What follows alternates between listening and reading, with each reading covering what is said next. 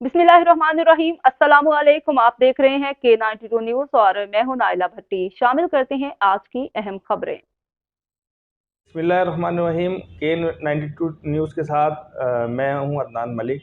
इस वक्त हम हाजिर हुए हैं मशहूर और मारूफ कानूनदान खालिद नवाज़ खान मरबत साहब, जो कि साबका जनरल सेक्रेटरी कराची बार, साबका सिंध बार मेंबर कौंसल।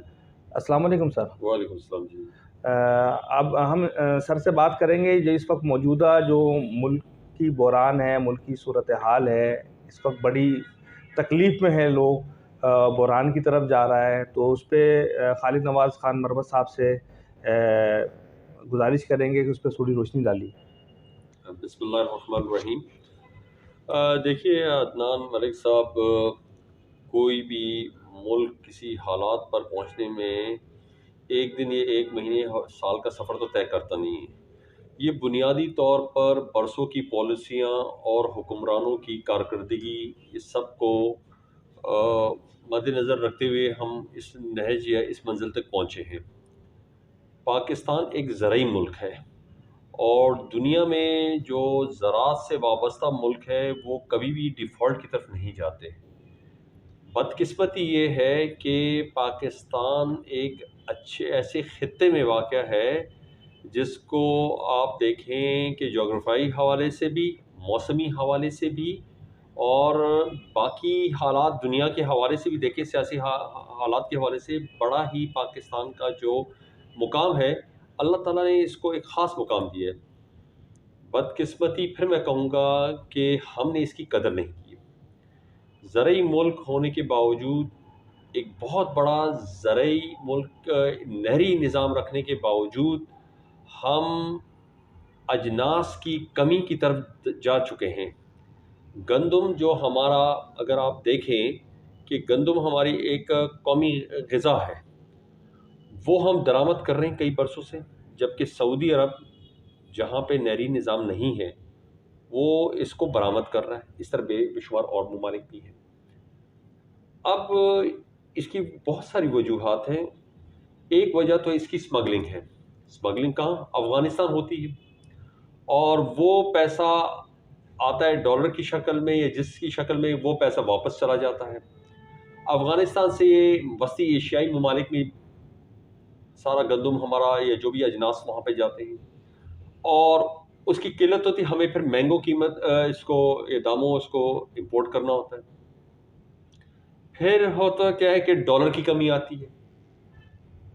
अब हम जो है ना ज़राअत को देख पाए, ना हम जिसको कहते हैं कि सनती इनकलाब बर्पा कर पाए। जो बेहतरीन जहन यहाँ पे नौजवानों का जो अफरादी कुव्वत कहते हैं, और स्किल्ड हो, वो हमारा जा चुका है और जा रहा है। तालीम के हवाले से अगर देखें तो तालीम के हवाले से इल्म है, नौकरियां नहीं हैं, मौक़े नहीं हैं।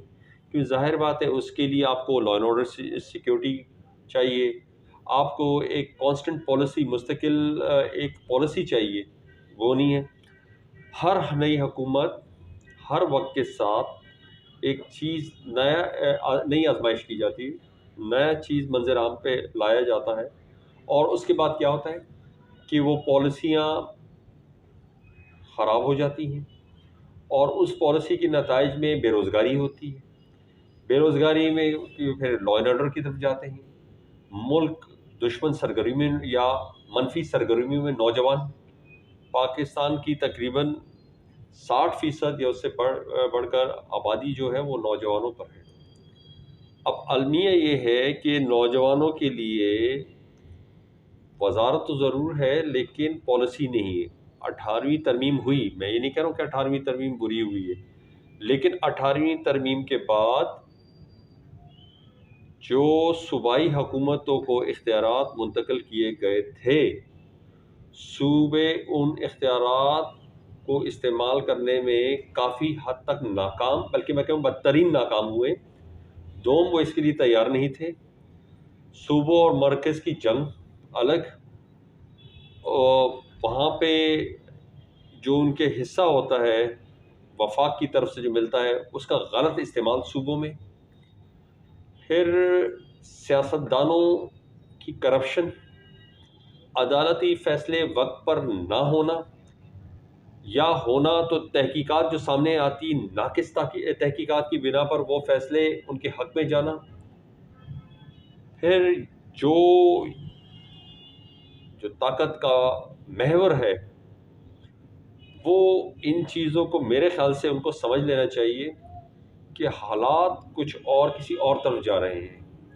میں ہر کام نہیں کر سکتا، میں وکالت کر سکتا ہوں، وکالت کے ساتھ نہ میں طب کا کام کر سکتا ہوں، نہ میں کوئی انجینئرنگ کا کام کر سکتا ہوں، نہ یا کسی اور میں ماہر معاشیات کے حوالے سے کچھ ہو سکتا ہے۔ میرا جو تعلق ہے وہ ایک قانون کے حوالے سے کے شاگرد کے حوالے سے قانون کی حد تک ہی ہے۔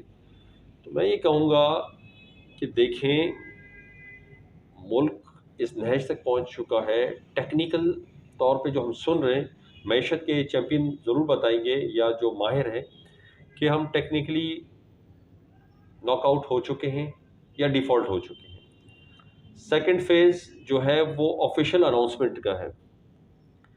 آپ بندرگاہوں پہ پوزیشن دیکھ رہے ہیں، کوئی چیز درآمد نہیں ہو رہی، ایل سی نہیں کھل رہی، ڈالر نہیں ہے، خام مال نہیں ہے، ادویات کی بلیک مارکیٹنگ شروع ہو گئی، پڑوسی ملک کی اسمگل شدہ دوائیاں افغانستان سے آئیں گی، پھر آپ پڑوسی ملک کو فائدہ دے رہے ہیں نا جی، آپ کے پاس تو اب قصور ان کا بھی نہیں ہے، قصور تو ہمارا ہے کہ وہی چیز ہم اسمگل کر کے اپنی معیشت کو بھی خراب کر رہے ہیں، ان کی انڈسٹری کو فوقیت دے رہے ہیں۔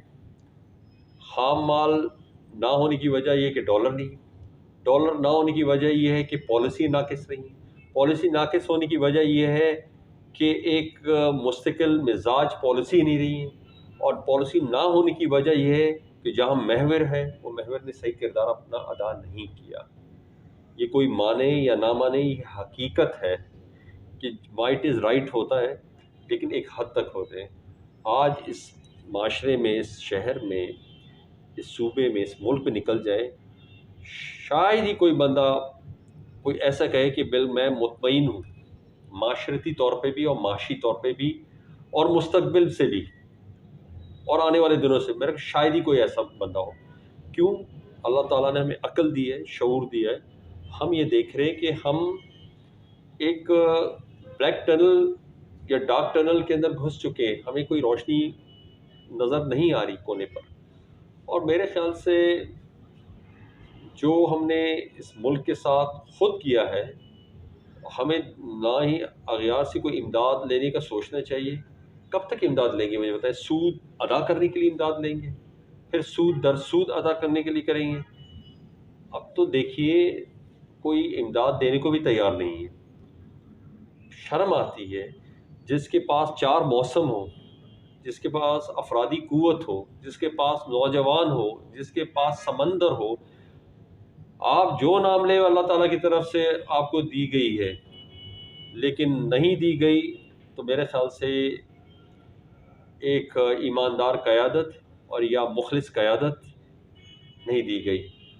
اور عوام بہت اچھی، میں بھی کہوں گا، لیکن تمام قصور ان لوگوں کا ہے جو مسلط کر کے ہم پہ لاتے ہیں۔ میں کوئی سیاسی بات نہیں کر رہا، میں ایک پاکستانی ہونے کے ناطے بات کر رہا ہوں۔ حکومتیں آئیں گی، شخصیات آئیں گی، پارٹیاں آئیں گے، ہم نہیں ہوں گے، ہمارے بعد نسلیں، اس کے بعد نسلیں انشاءاللہ ہوگی، تا قیامت پاکستان ہوگا۔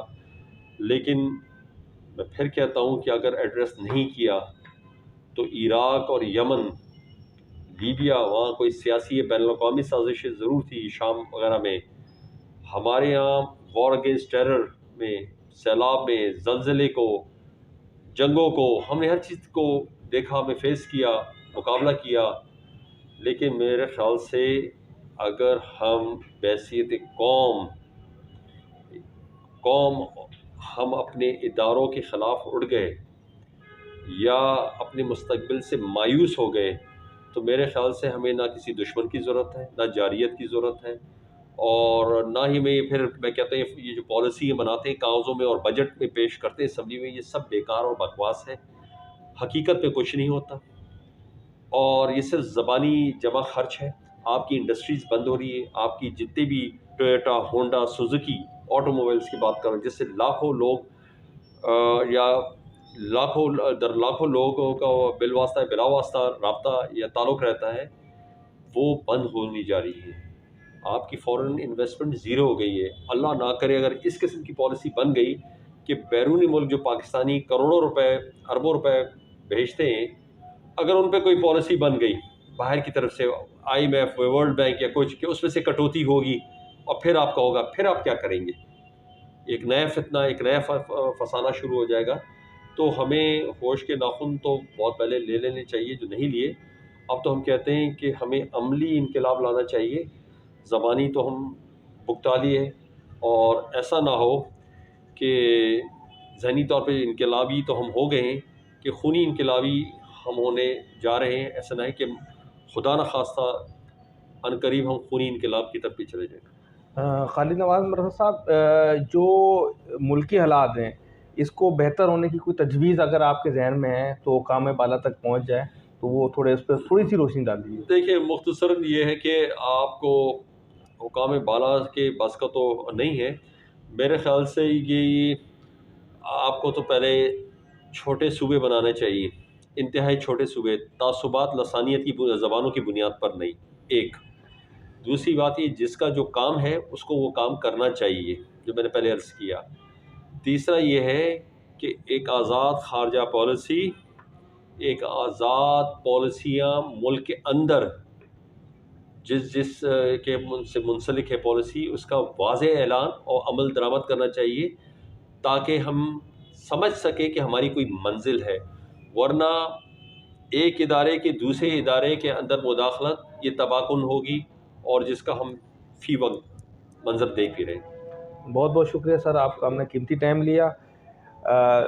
इस वक्त हम खालिद नवाज़ खान मरवत साहब के साथ इंटरव्यू कर रहे थे और मुल्की हालात पे अपने ख़यालात का इज़हार किया और तजवीज़ भी दी, और हम उम्मीद करते हैं कि जो काम बाला हैं, पाकिस्तान की ब्यूरोक्रेसी है, लोग हैं, वो इस पे इनकी तजवीज़ से जो है फ़ायदा उठाएंगे और इंशाअल्लाह ताला बेहतरी की तरफ जाएंगे। बहुत बहुत शुक्रिया। शुक्रिया। अब तक के लिए इतना ही। मज़ीद खबरों और अपडेट से बाखबर रहने के लिए देखते रहें K92 न्यूज़।